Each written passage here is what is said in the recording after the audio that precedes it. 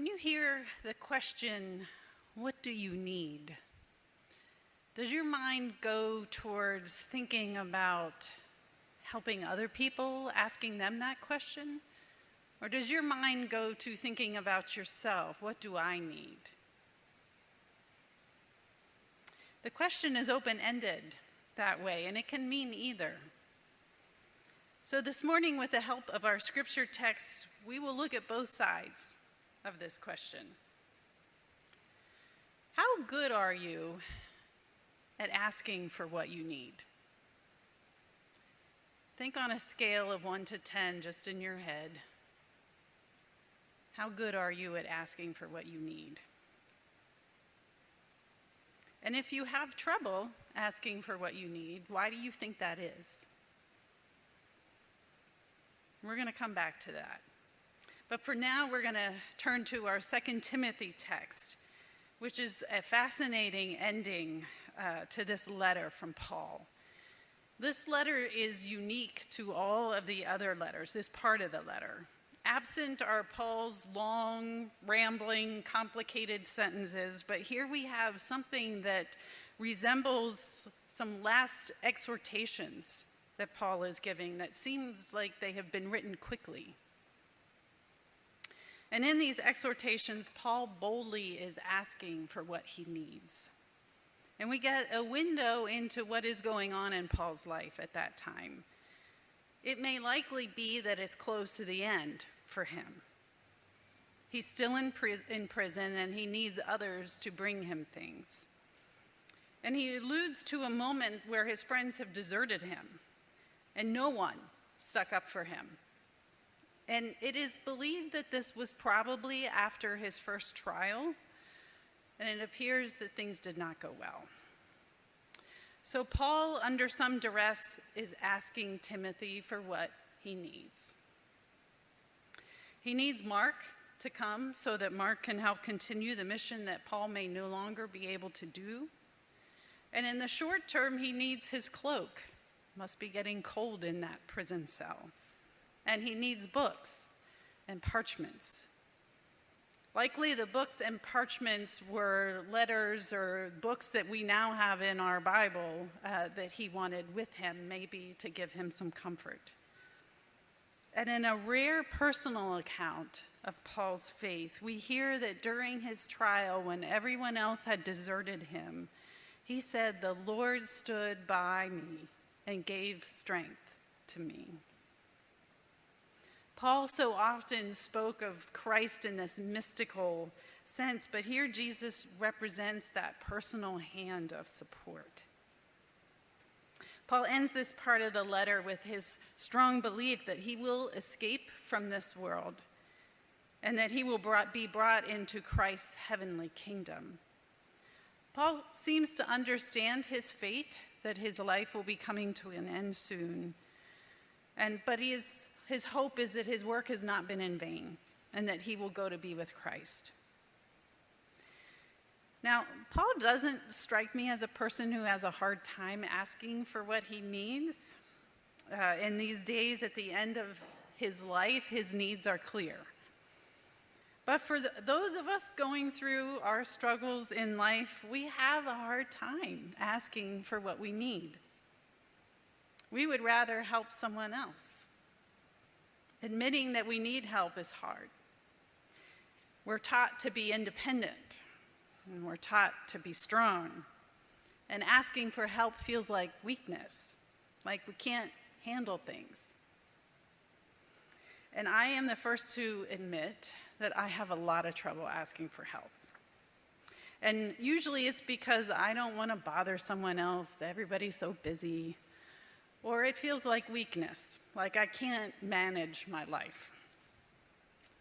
One summer when the kids were probably about 7 and 9 years old, I mistakenly locked us out of the house. And I knew there was no key in the garage to get us in. Well, in front of our house, there were 2 police officers who were down there as part of a monthly thing that happened on our road where they would check the police cars would come through and check their radars. And so these policemen at the bottom of our street. I don't know what they did, but they camped out there all day. So on this particular day, these police officers were at the bottom of our yard. Do you think I asked them for help? Nope. I dragged my 2 kids in this hot summer day about half of a mile to the grocery store. I grabbed some quarters out of my car so that I could call Andy to come home and get us back in the house. I am not proud of that, and I still cringe when I think about it. And later that day, I thought, you know what? My mom would have done exactly the same thing. I thought she was so stubborn, and I had turned into her.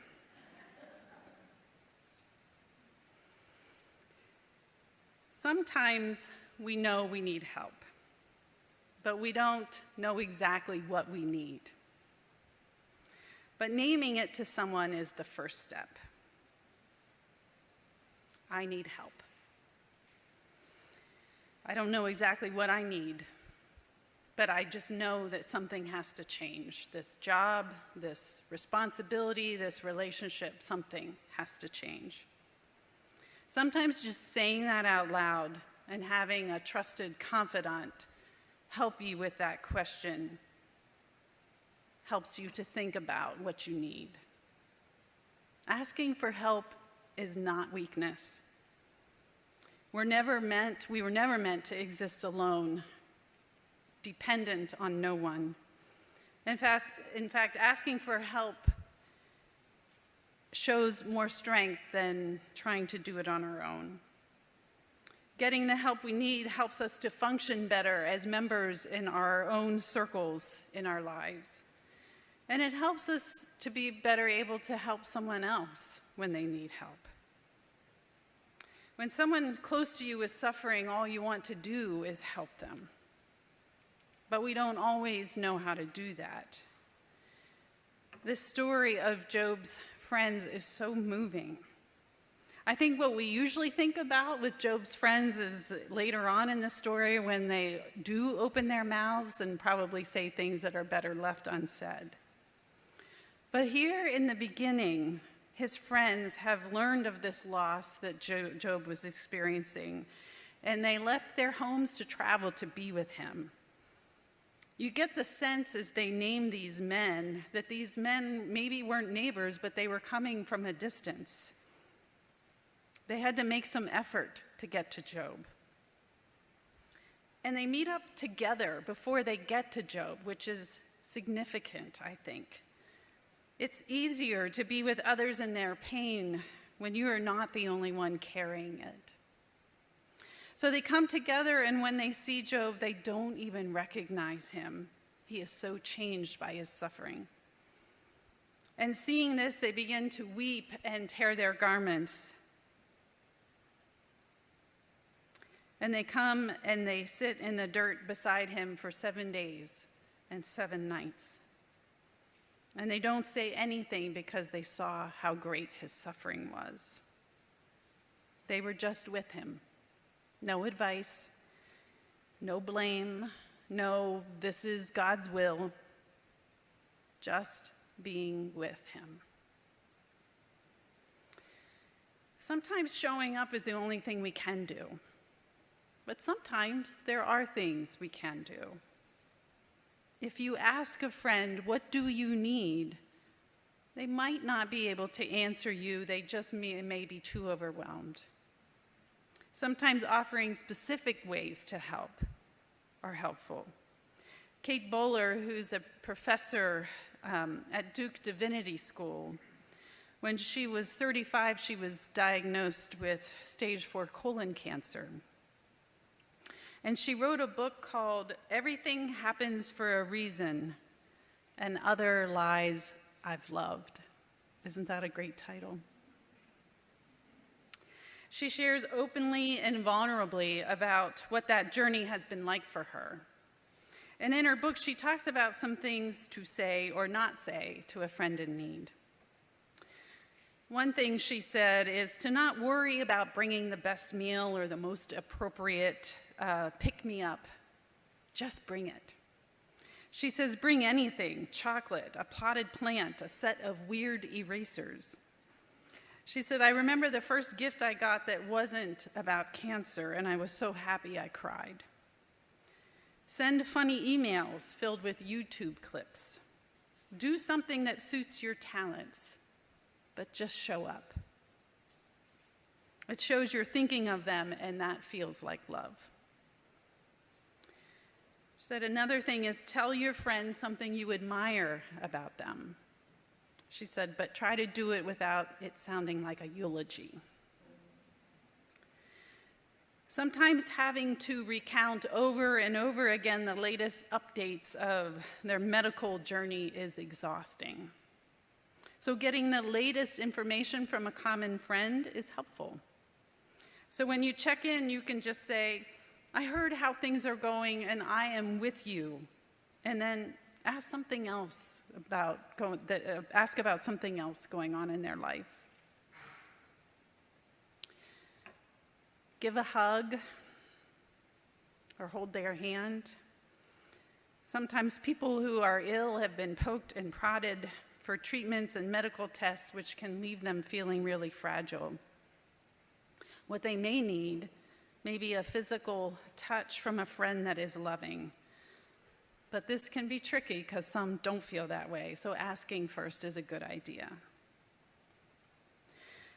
Sometimes your friend will need to talk about how awful it is. So just listen. Bowler says, be willing to stare down the ugliness and sadness. It's hard to absorb that pain, but imagine what it's like to live with it. Sometimes they need an outlet just to talk about it. So be willing to hear it. And finally, she says, when you don't know what to say, which is most of the time, silence is okay, and it may be best. Be like Job's friends and just sit in silence. Sometimes when we have a friend or a family member in need, we feel so much pain for them. But there are some things to keep in mind when caring for them and your own pain. There's an image or a diagram I want to share with you, and I may have shared this before because I find it so helpful. It's been extremely helpful for me as a pastor in pastoral care, but also in dealing with my own family and terminal illness. I want you to think about a diagram of a circle, and then several circles expanding beyond that. At the core of the circle is the person who is ill or in pain or in need. And around that circle is another circle.